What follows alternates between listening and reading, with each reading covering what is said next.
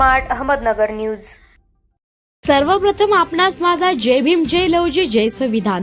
दिनांक 19 सप्टेंबर 2025 रोजी वीर एलाजी गोटे यांच्या समाधीस्थळावरील झालेले अतिक्रमण तात्काळ काढण्यात यावे व शूरवीर महापराक्रमी यालाजी गोटे यांचा भव्य दिव्य अश्वारूढ पुतळा समाधीस्थळावर बसवण्यात यावा।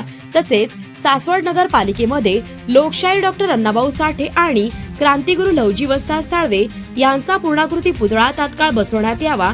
या प्रमुख मागण्यांसाठी मातंग समाज बांधवांच्या वतीने आणि मातंग एकता आंदोलनाचे पुरंदर तालुका अध्यक्ष आप्पासाहेब सकट यांच्या नेतृत्वाखाली सासवड शहरातून वाजत गाजत शहरातील सर्व महापुरुषांच्या पुतळ्यास पुष्पहार अर्पण करून सासवड नगरपालिकेमध्ये निवेदन देण्यात आले। पुरंदर तालुक्यातील मुख्य बाजारपेठ म्हणून ओळख असणाऱ्या सासवड शहरातील धान्य बाजारपेठ येथे वीर एलाजी गोटे उर्फ येल्यामांग यांच्या समाधीला दुग्धाभिषेक करून विधिवत पूजा आरती करण्यात आली व त्यांच्या समाधीचे मनोभावे दर्शन घेतले।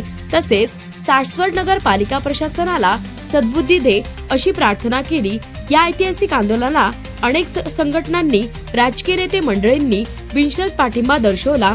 या आंदोलनाला मातंग नवनिर्माण सेनेचे संस्थापक अध्यक्ष मुस्कू अण्णा शेंडगे, प्रहार संघटनेचे पुणे जिल्हाध्यक्ष सुरेश दादा जगताप, प्रहारचे पुरंदर तालुका अध्यक्ष फिरोजभाई पठाण, वाघोली गावचे वतनदार रामचंद्र बाबूराव जाधव, पुणे जिल्हा उपाध्यक्ष नंदकिशोर भाऊ राऊत, प्रहारचे विभाग प्रमुख हनुमंत तात्या नेटके साहेब, पुरंदर तालुका महिला उपाध्यक्ष छायाताई सकट, जेजुरी शहराध्यक्ष प्रमोद मामा थोरात, सासवड शहराध्यक्ष दत्ता दादा दगडे पाटील यांसह विविध सामाजिक संघटनेने उत्स्फूर्त प्रतिसाद नोंदवला। यावेळी आप्पांनी मनोगत व्यक्त करताना सांगितले की नका लावू बोली माझ्या इमानदारीची मालक, हा पठ्ठ्या विकला जाणार नाही। खानदानी औलाद आहे, एक वेळ उपाशी मरेल पण दलाली खाणार नाही।